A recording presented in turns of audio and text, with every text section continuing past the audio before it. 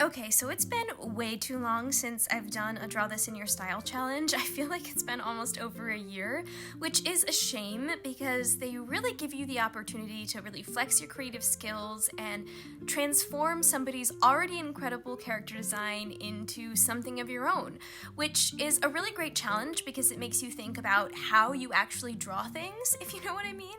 So that's what I'm going to be doing today, and I'm going to take you on this journey with me, hopefully give you some tips and tricks of my own. So if you want to do a Draw This in Your Style challenge, you feel like you're ready to knock it out of the park.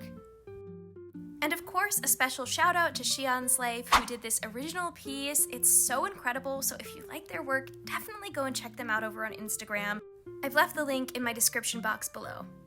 To everyone who's new here on my channel, welcome. I'm Kiwi Kana. I'm a freelance illustrator and comic artist, and my goal here is to share all of my knowledge with you so that I can make the mistakes and you don't have to.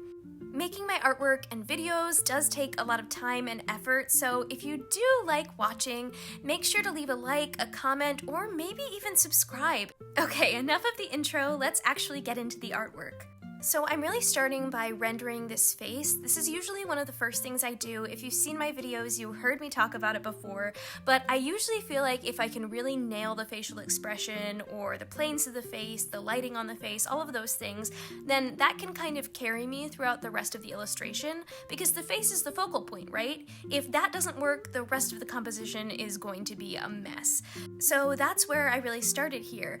I actually took a picture of myself as reference sitting in front of my window because I knew I wanted to have a sort of an interesting lighting scenario going on here because sometimes I feel like my work can be a little boring when it comes to the lighting. I feel like I just don't have a lot of harsh light and shadows in a really fun, interesting way, so that's something I'm trying to learn, and using really strong reference is a great way to do that. There's no better reference than yourself, so that's something I often do with my own artwork and definitely needed to do here. I was also trying to be really mindful of my colors throughout this piece. Obviously, because it's a Draw This in Your Style challenge, there are already colors that are picked for me and established, like those pinks and blues and purples. So for the lighting, I wanted to lean really, really hard into kind of that bright yellow light, because that's going to contrast really beautifully with all of the purple that's happening in the background and the foreground of the image. There's also a lot of pink happening here, so I also brought in a lot of green accent colors. Again, it's complementary to that pink. So I'm really, really relying on that color wheel to carry me through this illustration and get kind of interesting looking colors. You can let me know if you think I was successful in the comments below, but I think it was pretty interesting, and playing with these complementary colors is definitely something I want to do more in the future.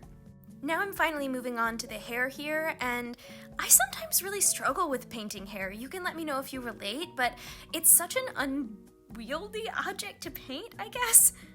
Obviously, there are just so many strands doing whatever the heck they do, so it's really important to remember that underlying structure and form that really shapes the hair, and I was trying to capture that with these harsh light and shadow shapes on the hair, and I think it kind of worked okay. I think this is one of my weaker examples of hair, but I'm still learning, so the more practice I can get with hair, the better. I think one thing that's really helped me with my hair is not focusing on the larger shape so much. I mean, obviously you want to pay attention to the silhouette, but what's helped me even more is to really layer these sort of triangle shapes on top of each other to give this illusion of depth.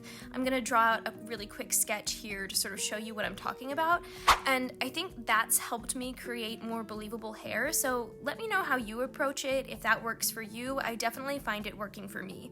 I definitely also cheated a little bit with the hair because you can see in the original she has this bang, and I was really struggling to get that with this sort of upward angle that you're looking at. I didn't want to cover her eyes, and I didn't really like how the bang was coming out, so I did cheat it a little bit.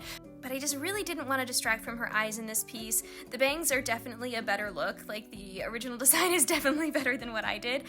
But sometimes you just have to tweak things for your sanity, so I'm giving myself a pass here.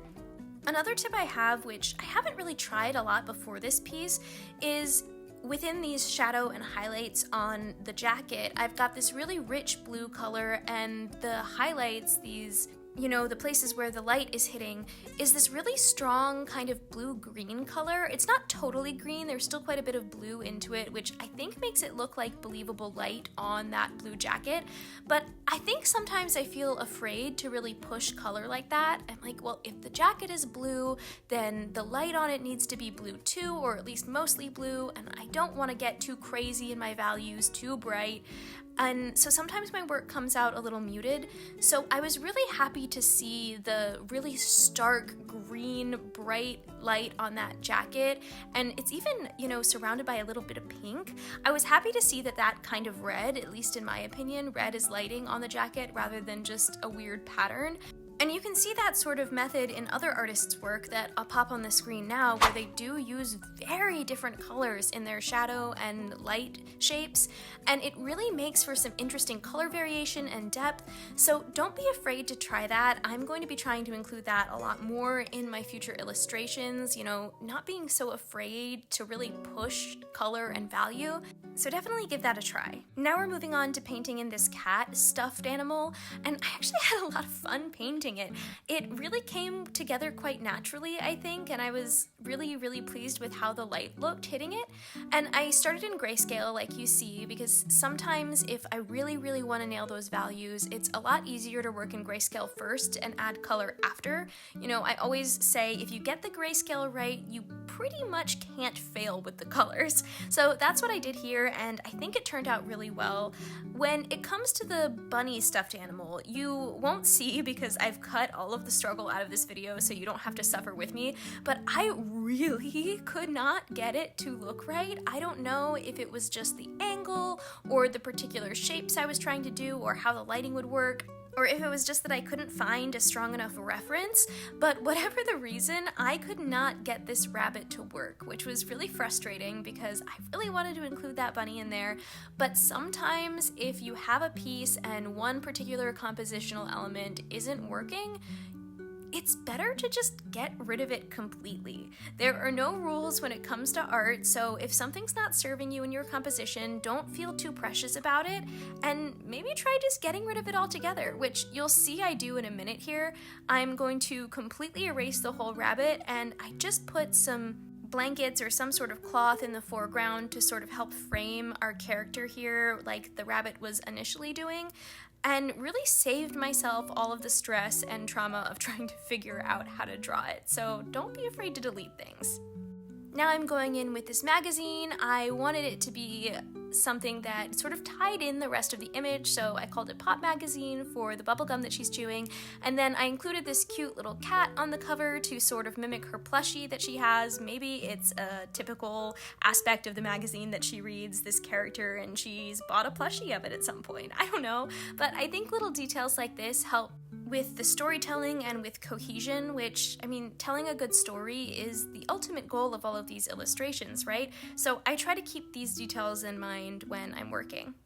Now I'm really ready to move on to the sort of final details, final rendering of this piece, which is always funny to say when there's still like 2 minutes left in the video, but when I was in art school, my professors would always say that when you think you're almost done, you're really probably only about halfway to 3/4 of the way finished.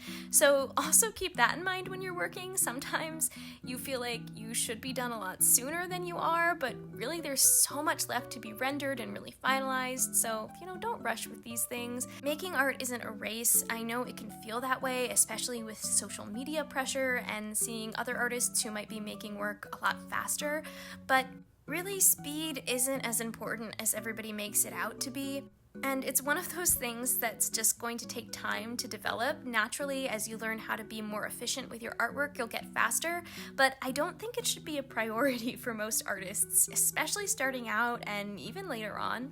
I know one of the biggest things that made drawing a lot faster for me wasn't actually how quickly I was doing things or physically moving the pencil or actually drawing. Instead, it was actually the time I was able to cut out where I was just sitting staring at my work, wondering what I should do next. Sometimes I would take 10, 15, 20 minutes just wondering what I should do or doing something and then having to undo it. And I've really cut down on that a lot as I've gotten more confident in myself as an artist and I've had a lot more practice. So those are really the things that you should be focusing on when it comes to speed. Anyway, this has been kind of more of a conversational video, so let me know if you like this kind of style. It's a lot of fun to just sit back and chat about art. So I hope you enjoyed seeing this come together, and I hope to see you in the next one.